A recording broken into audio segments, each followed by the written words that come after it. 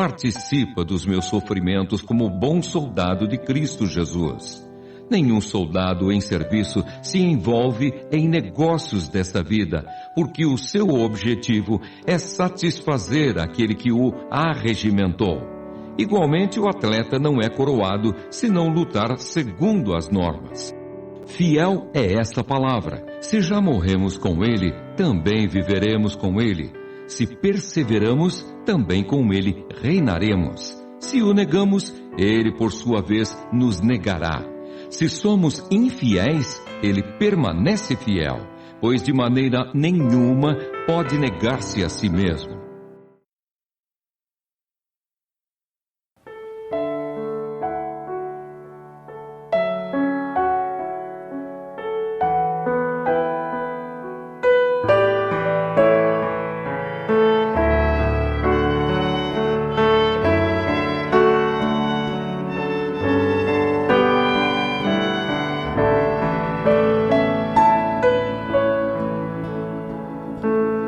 Deus não nos força a servi-lo em temor, mas dá forças para lhe obedecer.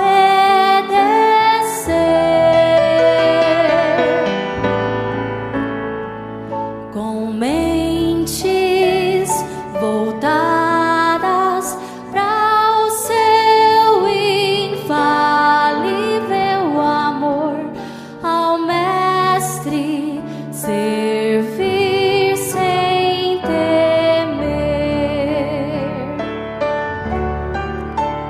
Que fiéis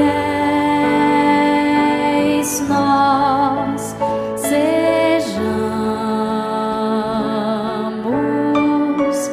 da palavra estandarte fazer. Que fiéis nós sejamos pra por Cristo viver ou morrer.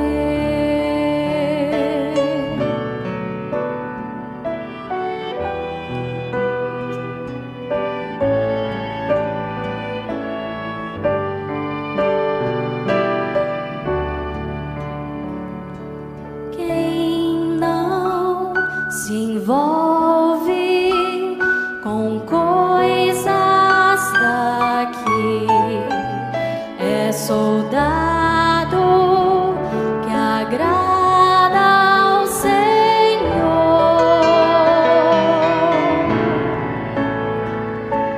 lutando, servindo, dando o melhor de si. Em provas serás vencedor.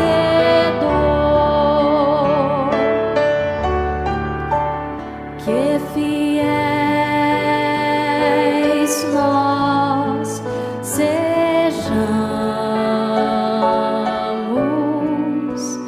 da palavra estandarte fazer. Que fiéis nós sejamos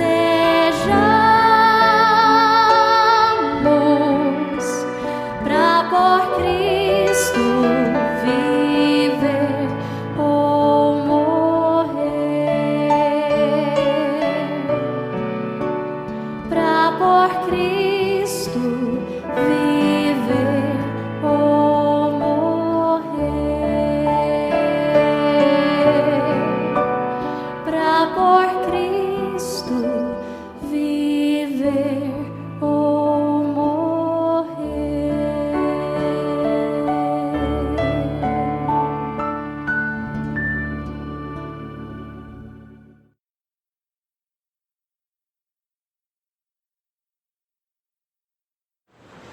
Encerrando o tempo. Pedindo a vós outros que conheceis o tempo,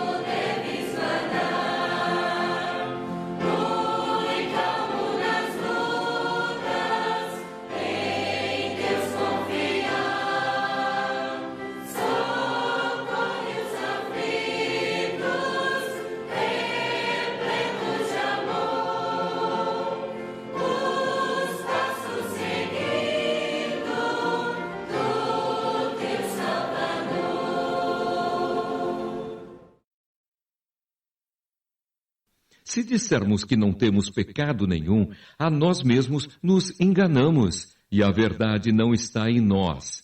Se confessarmos os nossos pecados, Ele é fiel e justo para nos perdoar os pecados e nos purificar de toda a injustiça. Se dissermos que não temos cometido pecado, fazemo-lo mentiroso e a sua palavra não está em nós.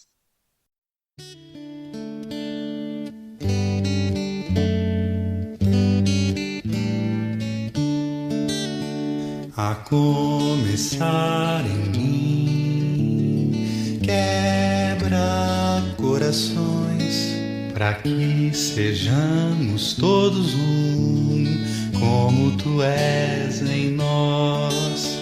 A começar em mim, quebra corações, para que sejamos todos um, como tu és em nós.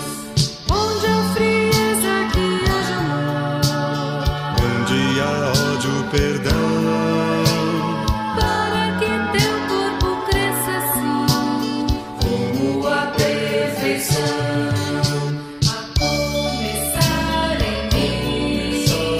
Quebra corações, para que sejamos todos um, como tu és em nós.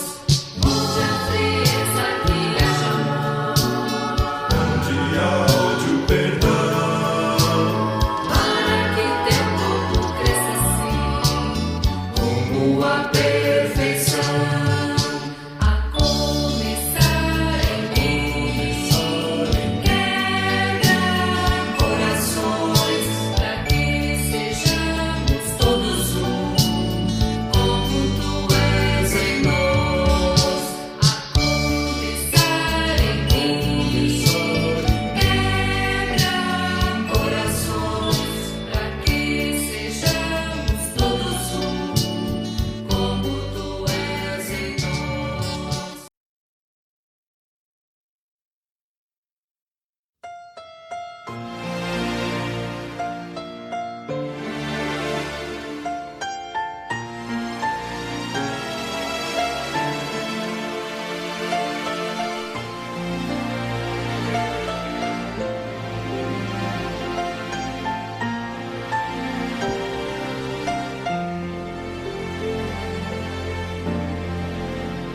Quem somos nós neste mundo aqui? E qual padrão temos a seguir? Nós somos servos do eterno Deus, que por sua graça nos escolheu.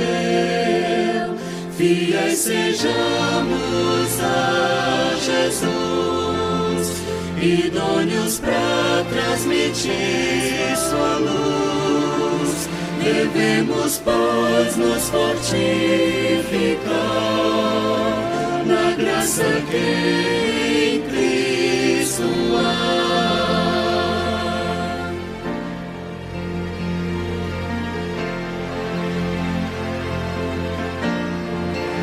Soldados somos do bom Senhor, que por sua graça nos alistou. Um bom soldado então será quem busca o Mestre sempre agradar.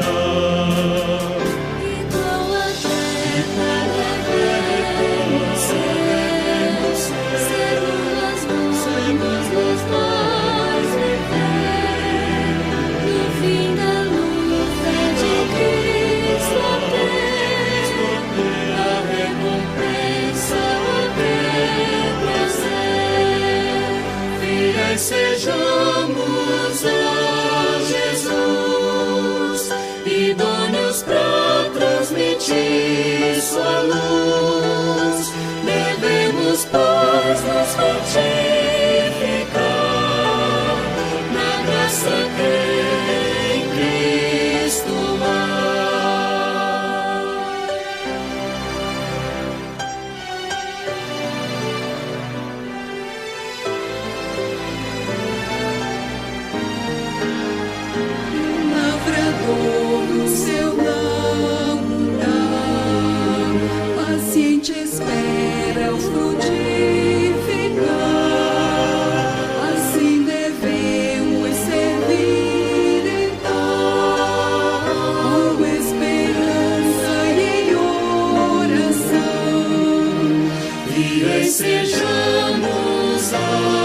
Jesus, idôneos para transmitir sua luz. Devemos, pois, nos fortificar na graça que em Cristo há. Fiéis sejamos a Jesus, idôneos para transmitir sua luz. Devemos, pois, nos fortificar na graça que em Cristo há.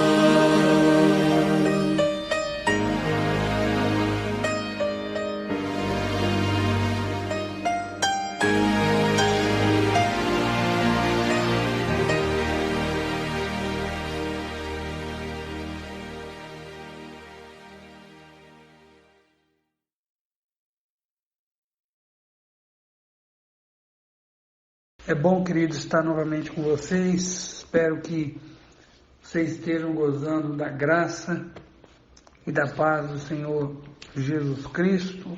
Hoje e sempre quero convidar vocês para que abram comigo para o Evangelho segundo São Lucas, capítulo 19, e nós veremos de 29 a 44. Então, Lucas 19, 29 a 44.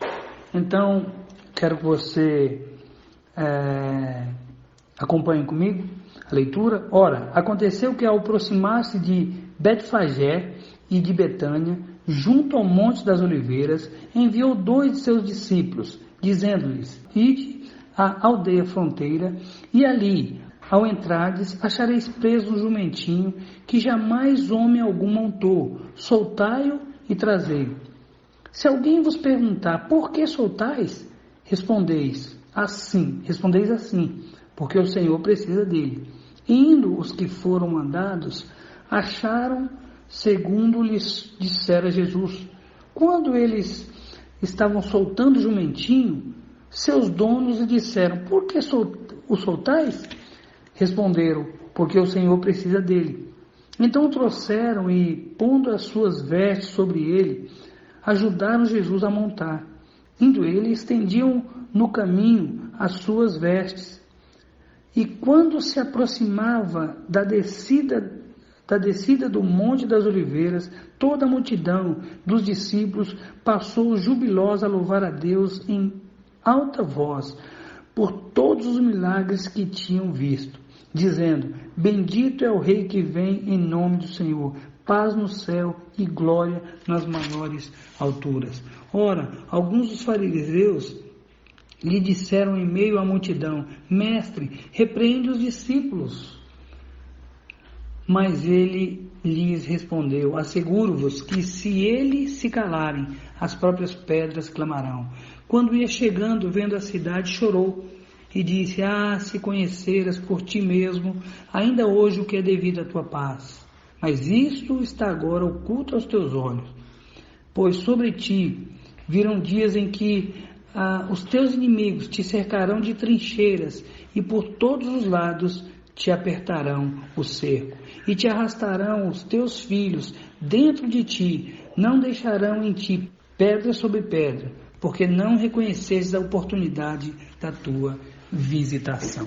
Oremos. Senhor nosso Deus, nosso Pai, obrigado pela leitura da Tua Palavra, obrigado pela Tua Palavra, pelo, ó Deus, o que ela representa para nós, pela ação do Teu Espírito nessa Palavra, ó Deus, que tem transformado a nossa vida. Pedimos que o Senhor Deus fale conosco e que possamos, ó Deus, sair desse tempo de meditação na Tua Palavra edificados para, ó Deus, mais aptos para fazer ainda mais a Tua obra. Obrigado por essa oportunidade. Oramos, ó Deus, expressamos a nossa gratidão e a nossa dependência de Ti, em nome do Senhor Jesus. Amém. Queridos, eu quero vos falar nessa oportunidade sobre normas permanentes. Eu quero introduzir esse tema, não é? Dizendo que não faz muito tempo que correu a notícia de que o chefe supremo da Igreja Católica havia falado em cancelar a Bíblia e criar um novo livro sagrado para os católicos. Visto, né, que a Bíblia, né, está, segundo a visão dele, obsoleta. Muitos católicos se manifestaram dizendo que tudo não passava de uma fake news. Fake ou fato? Não acredito que a decisão do pontífice mudaria muita coisa, visto que o que eles dizem crer na Bíblia, mas não pautam suas decisões nela. Fake ou fato, isso não seria tão alarmante ou escandaloso, comparado com a atitude de alguns que, se dizendo cristãos, não é? No verdadeiro sentido da palavra, falam em releitura das Escrituras, que nada mais é do que uma proposta de se romper com a antiga forma e piedosa forma de se fazer hermenêutica. Isso sim é alarmante e escandaloso. E o pior de tudo é que muitos já aderiram a essa chamada releitura, tratando antigos e piedosos ensinos como obsoletos. Nesse sentido, romper com o passado é o mesmo que demolir a mais importante ponte por onde passam os suprimentos para a alma. E pensando nisso, eu creio que o texto em epígrafe, esse texto que acabamos de ler, o texto bíblico, tem muito a nos dizer.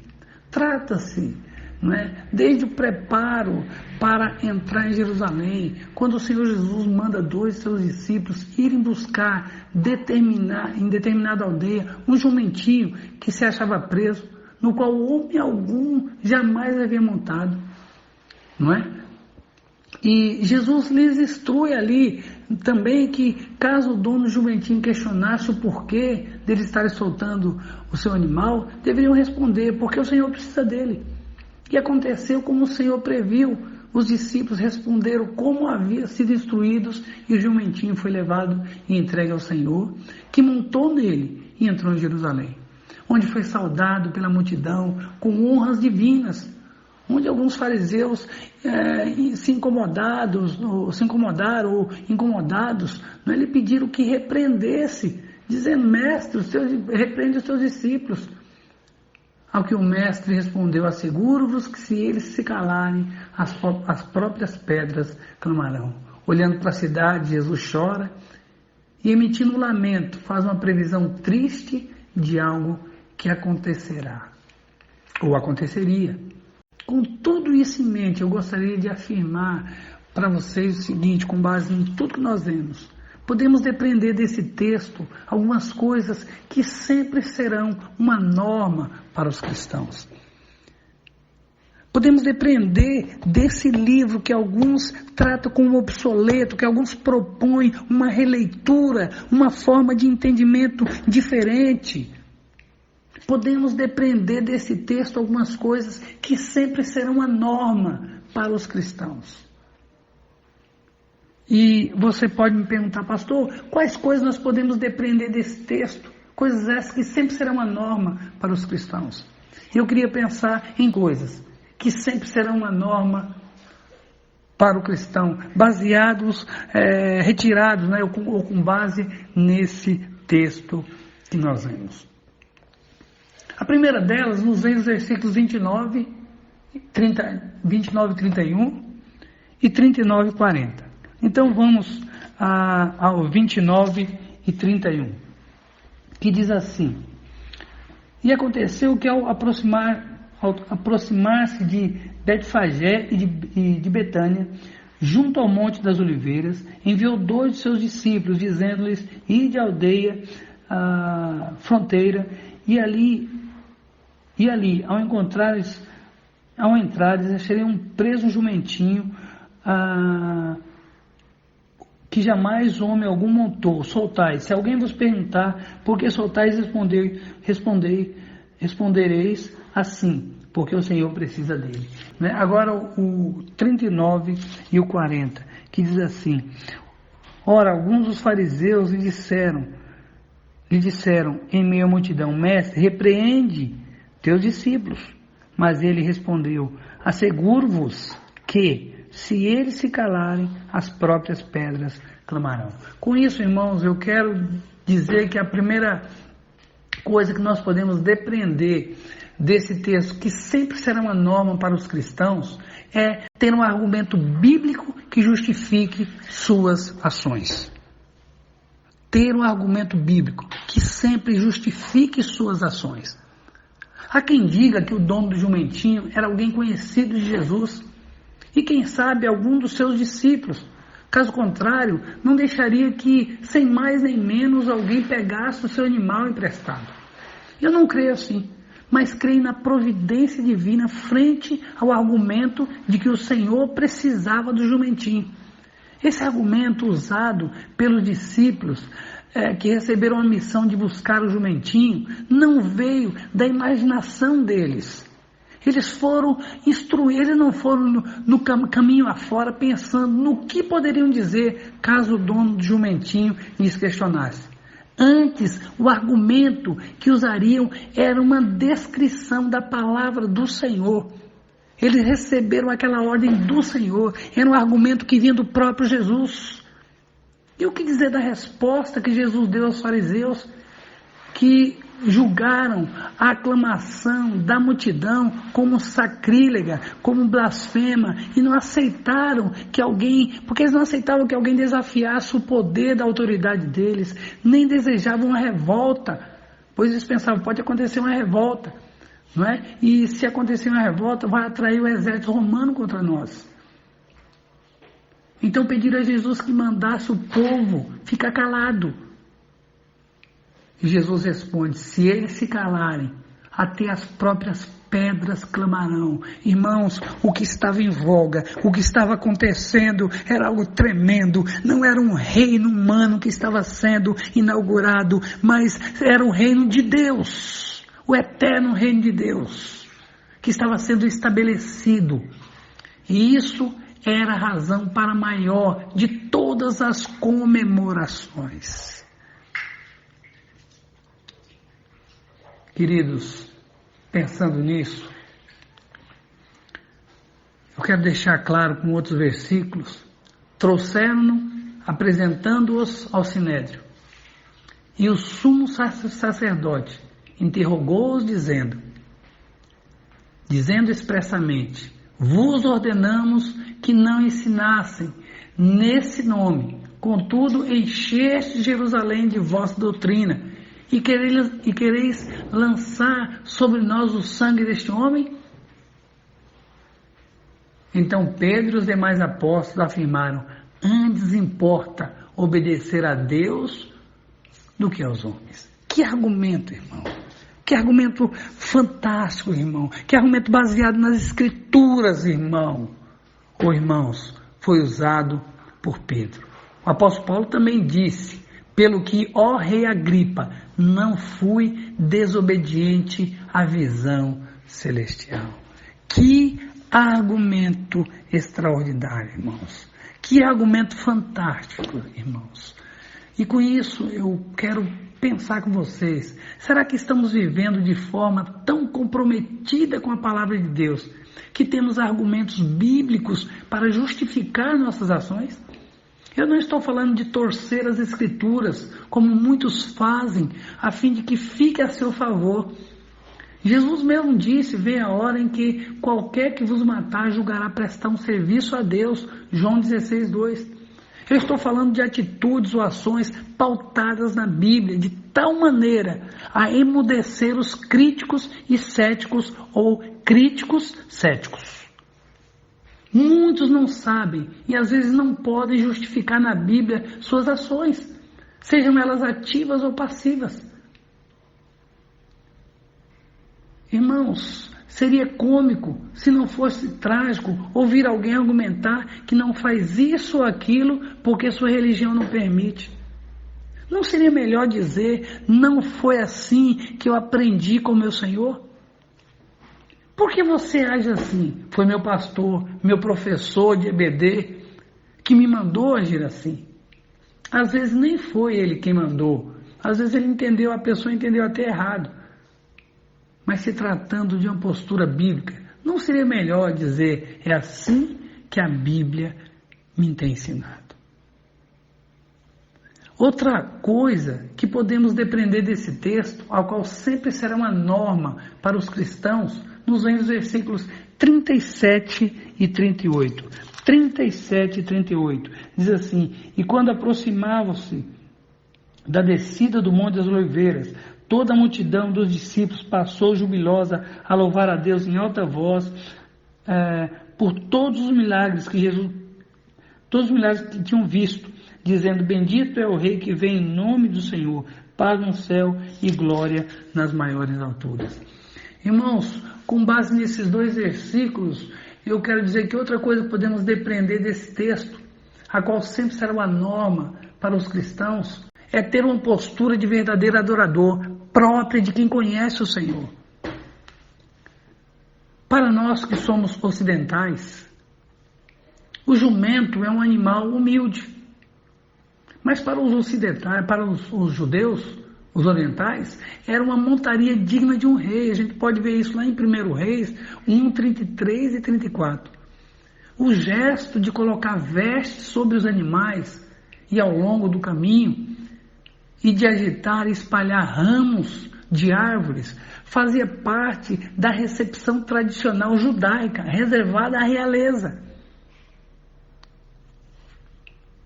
Essa foi a única ocasião em que Jesus permitiu algum tipo de manifestação pública em seu favor. E apesar de não podermos dizer com toda certeza que toda essa multidão entendia o que estava acontecendo, muito sim, pois louvavam alegremente a Deus recitando versos de um salmo messiânico, a saber, o Salmo 118, 25 e 26. E também sabiam estar se cumprindo a profecia de Zacarias 9:9. Então, ter uma postura de verdadeiro adorador própria de quem conhece o Senhor. Um verdadeiro adorador é bíblico em sua adoração. Simples assim. As coisas de Deus precisam ser feitas da maneira de Deus. Que o diga Caim, Gênesis 4, 3, 5, e Nadab e Abiú, filhos de Arão, Levítico 10, 1.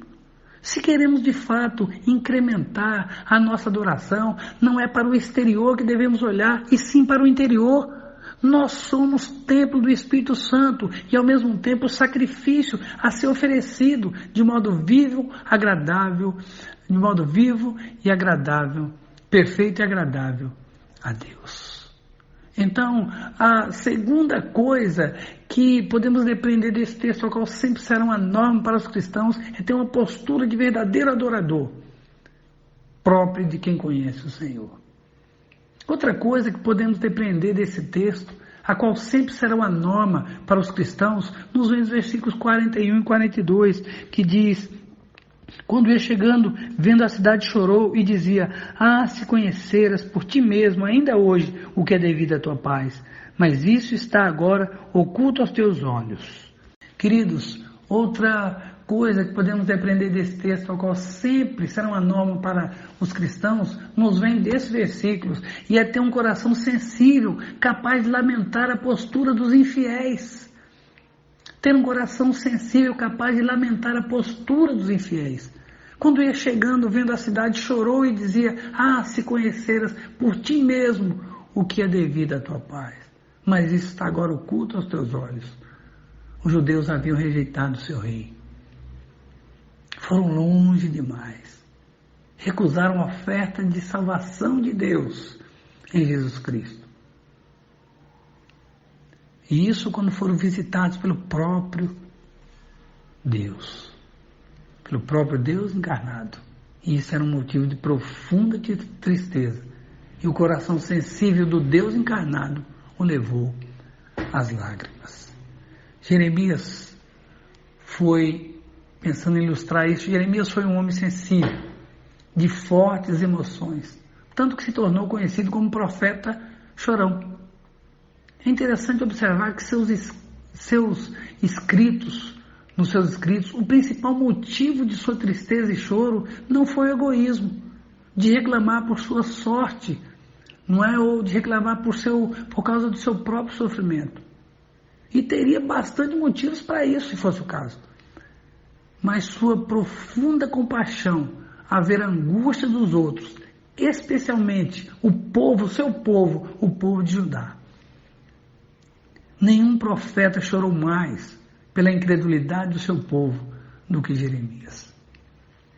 Paulo se sensibilizava tanto também com a incredulidade dos seus irmãos judeus, que chegou a dizer: porque eu mesmo desejaria ser separado de Cristo, por amor dos meus irmãos, que são meus parentes segundo a carne. Romanos 9:3. Queridos, nossa postura para com os incrédulos deve ser um misto de insatisfação e compaixão. Insatisfação porque não devemos coadunar com eles, nos ajuntar a eles. Mas compaixão porque são pessoas desprovidas dos verdadeiros tesouros. Às vezes, cai-lhes bem o que foi dito certa feita: pobres homens ricos. Eu vi uma mensagem onde a pessoa colocou essa frase: pobres homens ricos. Às vezes cai bem. Queridos, mais outra coisa que podemos depreender desse texto, a qual sempre será uma norma para os cristãos, nos vem dos versículos 44, 43 e 44. 43 e 44, que diz assim: pois sobre ti virão dias em que os teus inimigos te cercarão de trincheiras e por todos os lados te apertarão o cerco e te arrastarão aos teus filhos dentro de ti, não deixará em ti pedra sobre pedra, porque não reconhecestes a oportunidade da tua visitação. Outra coisa que podemos aprender desse texto, a qual sempre será uma norma para os cristãos, é ter um compromisso com a verdade, ainda que ela revele coisas tristes. Ter um compromisso com a verdade, ainda que ela revele coisas tristes. No ponto anterior, nós falamos da rejeição de Jesus Cristo por parte dos judeus, os quais não foram capazes de reconhecer a oportunidade que tinham, pois ela estava oculta aos seus olhos. Esse versículo ainda fala das consequências dessa decisão. Essas palavras se cumpriram cerca de 40 anos depois de Jesus ter pronunciado. Em 66 depois de Cristo, os judeus se revoltaram contra o domínio romano. 3 anos mais tarde, Tito, filho do imperador Vespasiano, foi enviado para acabar com aquela rebelião. Os soldados romanos atacaram Jerusalém e transpuseram o muro ao norte, mas não puderam tomar a cidade, até que finalmente cercaram Jerusalém em 70 depois de Cristo.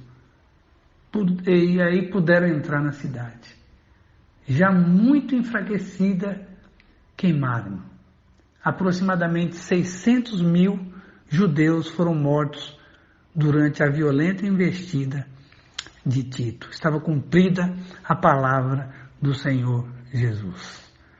Irmãos, então o rei de Israel ajuntou os profetas, 400 homens, e lhes disse: iremos à peleja contra Ramote e Gileade, ou deixarei de ir? Eles disseram: sobe, porque Deus a entregará nas mãos do rei. Disse, porém, Josafá: não há aqui ainda outro profeta do Senhor para consultarmos? Respondeu o rei de Israel a Josafá: há ainda outro, por quem podemos consultar o Senhor, porém eu o aborreço, porque nunca profetiza de mim o que é bom, mas somente o que é mal. Segundo Crônicas 18, de 5 a 7. Queridos, ainda hoje existem aqueles que, por várias razões, procuram açucarar a palavra de Deus antes de entregar o ímpio. Abraham Lincoln disse que um pingo de mel pega mais moscas do que um galão de fel. E isso pode ser verdade em certos casos, mas não em relação ao reino de Deus. Qual foi a doçura da pregação de Jonas. Ainda 40 dias e Nínive será subvertida. Jonas 3:4. Agora, qual foi o efeito da sua palavra? Qual foi o efeito, qual foi a resposta que os ninivitas deram à pregação de Jonas? Uma conversão, um arrependimento em massa, porque é Deus que realiza. Não adianta o homem tentar adocicar, não adianta o homem tentar abrandar a palavra de Deus, porque não adianta. Porque quem faz a obra, quem trabalha no coração do homem é Deus. Não é de uma mensagem suave que o mundo precisa, é de uma mensagem verdadeiramente bíblica. Não é de uma mensagem adocicada que o crente precisa, mas é de uma mensagem bíblica que possa fortalecer o seu espírito e a sua alma, ainda que Deus não tenha coisas boas a dizer sobre mim, mas que diga, eu quero ouvir. Ainda que o que Deus tenha para nos falar é algo difícil de ouvir, mas ainda é preferível ouvir a voz de Deus. Queridos, não é de uma mensagem suave que o mundo precisa, é de uma mensagem verdadeira. É impossível falar do céu sem falar primeiro do pecado e da cruz. É impossível falar, não é como nós já temos falado, é impossível, não é que o positivo venha preceder o negativo. O negativo é que precede o positivo. Essa mensagem Israel precisava ouvir. Era uma mensagem dura. Era uma mensagem que certamente não cairia no gosto como não cai no gosto de alguém rebelde. Mas é uma mensagem difícil e dura, uma previsão difícil.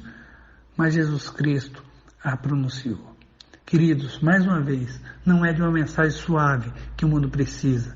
Não é de uma mensagem suave que você precisa, mas de uma mensagem, ou eu preciso, mas de uma mensagem verdadeiramente bíblica.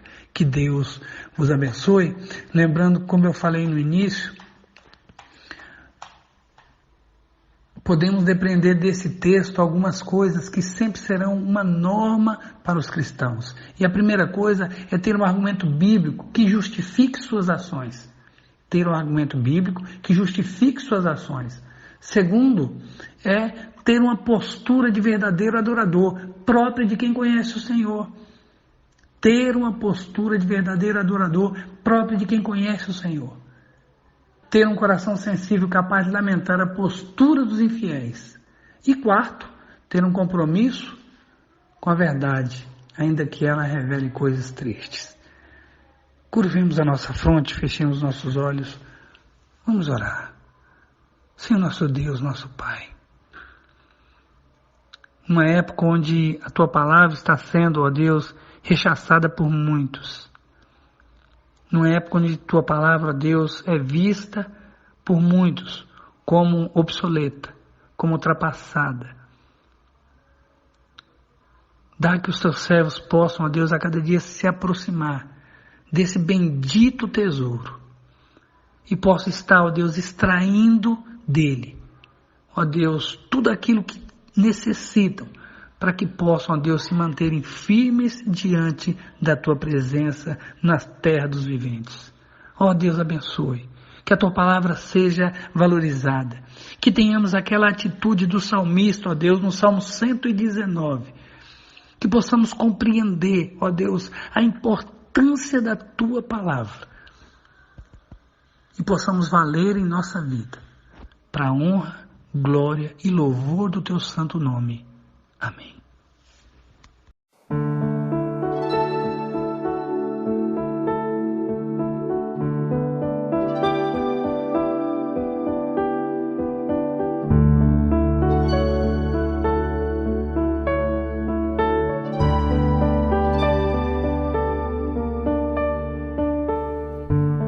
A lei do Senhor é perfeita e restaura a alma.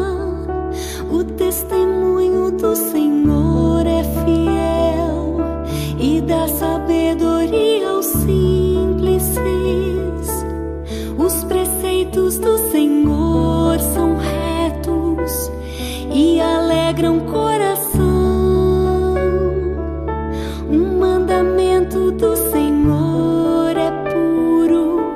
ilumina os olhos, são mais desejáveis do que o ouro depurado, são mais doces do que o mel e o destilar dos favos.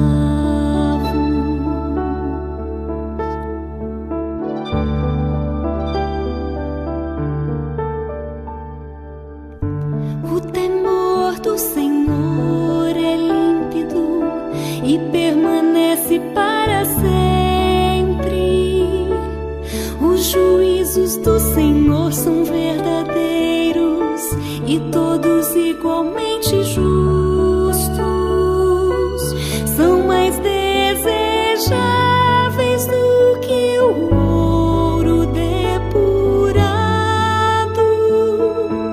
são mais doces do que o mel e o destilar dos favos.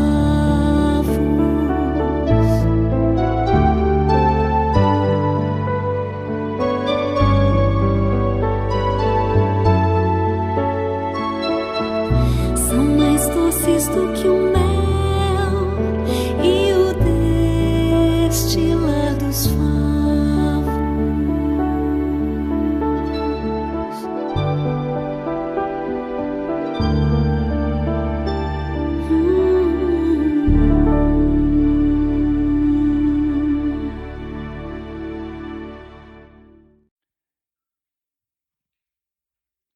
Que o amor de Deus, o nosso eterno Pai, que a graça do nosso Senhor e Salvador Jesus Cristo, que a comunhão e consolo do Espírito Santo seja com todo o povo de Deus, agora e para todos sempre. Amém. Que Deus abençoe.